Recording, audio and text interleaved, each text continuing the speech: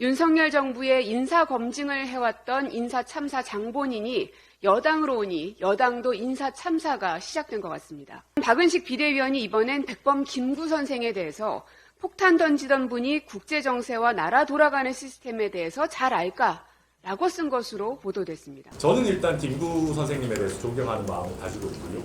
그것이 그 발언이 김구 선생님을 비하하는 것이 아니라고 하셨는데 글쎄요, 저는 많은 국민들께서는 좀 다르게 느끼시지 않을까. 이 사람이 운영하고 있다라고 하는 그 커뮤니티에는 이쁜 여자는 페미 안 해. 이게 인재 영입 1호고요. 이 커뮤니티에 이런 글이 써 있고요. 또 어떤 글이 써 있냐면요. 여자는 잠재적 성매도층. 나쁜 인간들 아닙니까? 30살 전에 결혼 못하고 아기 안 나오면 아우지 탄광으로 보내야 한다 등의 한심한 내용입니다. 한동훈 법무부 장관 시절 학폭 등의 인사참사를 가져온 안목이 이제는 삐뚤어진 역사관에 극단적 여성 혐오 방광까지.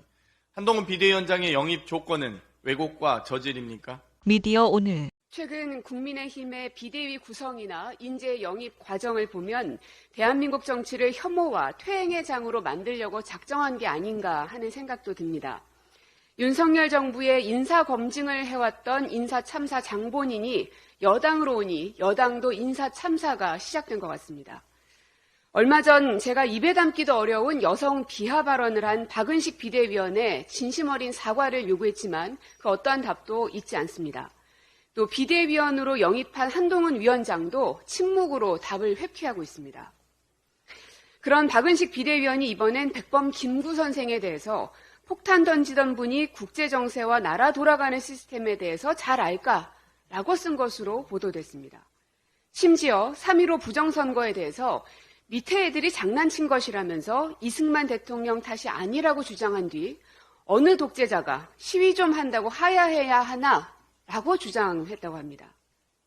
노예제에 의존하던 조선과 근대화된 대한민국 사이의 큰 간극에 결국 일제강점기가 있었음을 확인했다고 언급하는 등 사실상 식민지 근대화론에 가까운 주장도 폈다고 합니다. 박은식 비대위원뿐만이 아닙니다. 한동훈 위원장이 1호 영입 인사로 영입한 박상수 변호사 또 논란이 되고 있습니다. 박 변호사가 운영하던 법조인 커뮤니티의 극단적인 여성 혐오 발언과 동료 변호사에 대한 인신공격성 발언이 다수 게재된 것으로 보도되고 있습니다. 그 해당 커뮤니티에는 예쁜 여자는 페미니즘을 하지 않는다. 그럼 기가 찹니다. 30살에 결혼 못하고 아기 안 낳으면 남녀불문 아오지 탄광으로 보내야 된다. 이런 극단적인 게시글이 최근에도 계속 올라오고 있습니다. 이전 게시물에는 여자는 잠재적 성매도충이라거나 여자는 잠재적 영아살인범, 이런 극단적인 여성 혐오 발언을 담은 게시물도 올라왔다고 합니다. 국민의힘은 여성 혐오에 대해서 도대체 어떤 입장인 겁니까? 이런 발언들과 이런 발언을 한 인사들이 나오면 그건 그 사람의 문제다. 과거의 문제다. 그러나 국민의힘에 영입된 사람이나 국민의힘에 있다가 나간 사람이나 계속해서 여성 혐오 발언들이 잇따라 나오고 있지 않습니까?